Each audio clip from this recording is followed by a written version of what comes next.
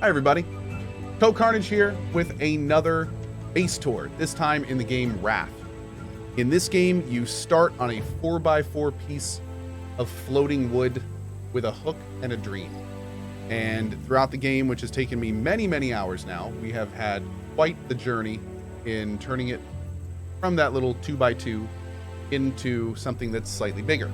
So today I'm here to show you the fruits of our labor, of our playthrough, in the term of our little floating ship here. So let's go ahead and head on over and we'll take a look at what's here. First, we're going to do our best to avoid Bruce, who is our doorman and guardian. Hi, Bruce. We'll go ahead and start at the front here. So this is the Helm Area. This is kind of where we are most of the time. It has all the stuff we need to kind of navigate through the water, our little computer, where we're able to punch in coordinates and go wherever we want. Got our sail right up here. And this guy here connects to our engines in the back of the ship that we'll look at in just a minute. We've got two long planks here that let us kind of easier get to places if we dock near them. And overall, this is probably where we spent nearly most of our time. The only other time being probably our storage. So let's move on through the Raft. On the top, starboard and port and starboard. On the starboard side, we've got our farm. This is where we have all of our animals. All these are hooked up into our water system, so it's pretty much automatic outside of making sure the batteries are there. Goats provide milk, the llamas provide wool, the chickens provide eggs, and all those things are used for all sorts of different things in the game. Moving to the left side, this is where our main wood farm is. These are all superior plots. And cool little tip, by the way, if you are playing this game, if you put 3 superior plots together, you can actually use one axe and stand in one place, and then you will miraculously, superhumanly, actually cut down all the wood in all 3 of the plots. Kind of a cool little thing, makes harvesting a lot quicker. This was our main way to get wood. Banana trees later in the game provide a great way to not only get seeds back and plant more, but also food, palm leaves if you need them, all sorts of good stuff. So this was a great way to farm resources, which actually let us build our entire raft. One of the things you'll also notice is almost every piece of wood in this is the upgraded wood type, which costs a lot of wood to do. This farm was one of the reasons that we did that. So a great way to get that done, and yeah, a very good little working farm there. So moving, we'll go kind of to the bottom here and work up. As you can see, we have a big cross of the capture nets through the ship, going pretty much the whole way across and through the spine of the ship as well. This is where, again, most of my resources came outside of the stuff that I farmed on the ship. Definitely recommend that for your own playthroughs. Another thing you'll notice is that Bruce, our shark friend, never attacks the raft. That's because the entire outer ring is reinforced with metal. So as long as you reinforce the entire outside of your raft, you will actually stop attacking it, which gives you a lot more time just to chill and relax and enjoy the game. Moving into the starboard area here, this is our storage.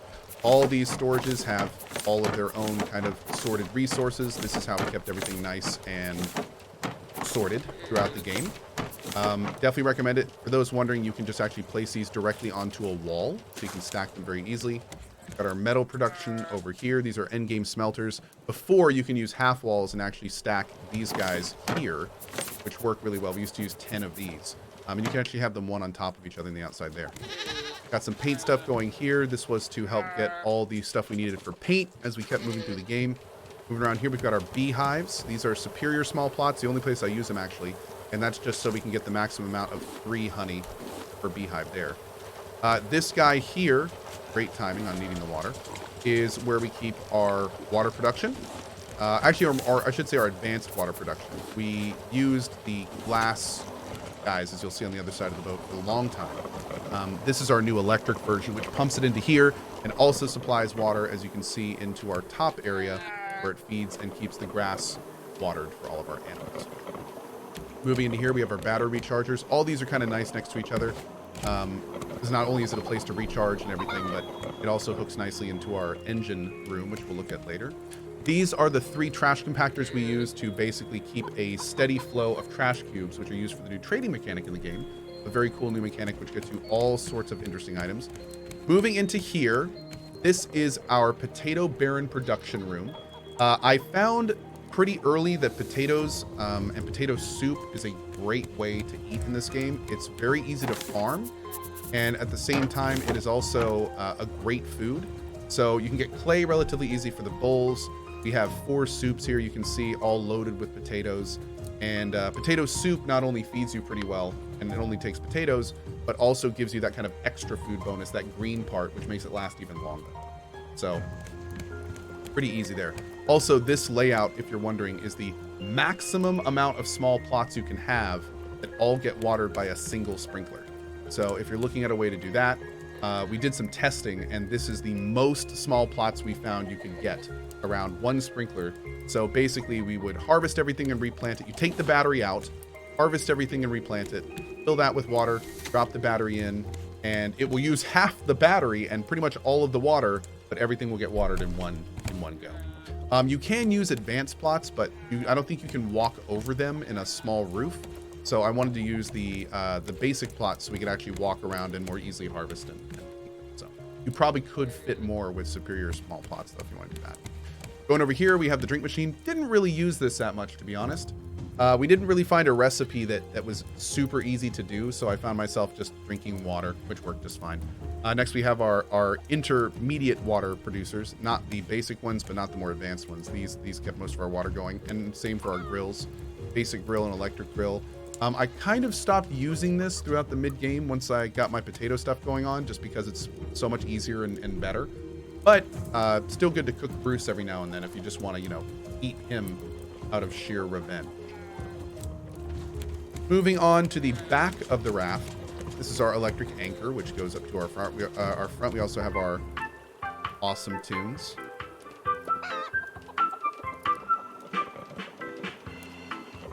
Pretty nice. This is where our engines are. We've got 3 engines. I think we only need 2 for this raft, but we had 3 just for sweet symmetry's sake. This is our biofuel container. Everything is hooked up into the biofuel. This right here is our advanced biofuel refiner. So what was great about this whole situation is the banana trees provide an abundance of bananas. We would just drop those in here. The bees, the only thing we use honey for really are biofuel and healing. So we can just load this up with honey, drop all our bananas in as they grow pretty fast, and then that provided a pretty much endless amount of biofuel whenever we needed it. It's great. We can just use our engines whenever we want. We power our electricity to recharge our batteries, and it all worked out pretty well. That's the bottom floor. Very functional, large floor. Definitely did everything we needed it to. There's Puff Daddy, our friend Blowhole. Moving up to the second floor. This is kind of like a promenade. That's just like a little floor. This kind of sits in the middle. Have some nice seating. Great to look outside. I love my plants, so I definitely have lots of plants. This is me and Chat went on a date, so we had to have a nice little table and some candles for our date, looking out over the ocean. It was very romantic. And that takes us to the top area. Hold on, I'm gonna munch on some bananas real quick. It takes us to the top area, which is where our bedroom is. This is our bedroom. I wanted to have a nice tub so I could relax and look out into the ocean. Basically, most of this is just flavor. The bed being really the only thing that you can, whenever it gets dark, you can just go up to your bed and sleep and wait until morning, which is pretty nice. But yeah, mostly just some flavor, some fun stuff here to do and hang out. Then we've got our very top area. We don't really go up here much, but you can see this from kind of far away. This is where we have a rather large trophy that you get later in the game, and we have 2 of these very nice, I think one of the more advanced energy reclamation devices. These things need to be placed high up to get maximum voltage and charge the quickest. But the problem is since they're so high, I found myself not really using them too much.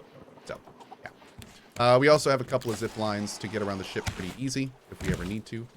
Kind of go both ways since we have the electric one, which is kind of fun. And that, my friends, is our boat. I had a great time building this raft. This game was something that I played earlier and then I came back in 1.0 and I really enjoyed it. I really enjoyed having kind of cozy streams and just very chill streams, hanging out with Raft, doing farming and getting everything we needed done for it. I hope that you guys enjoyed our playthrough as well.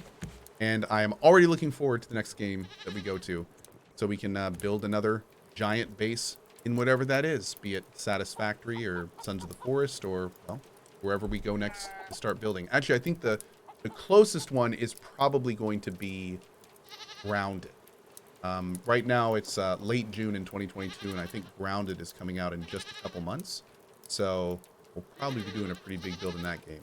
I hope you join us for it. And as always, thank you very much for watching. If you are new to the channel, I'd love for you to sub up on YouTube. And of course, my main home is on Twitch at twitch.tv/CohhCarnage, streaming almost every day at 8 a.m. ET. Hope to see you there. Thanks for watching.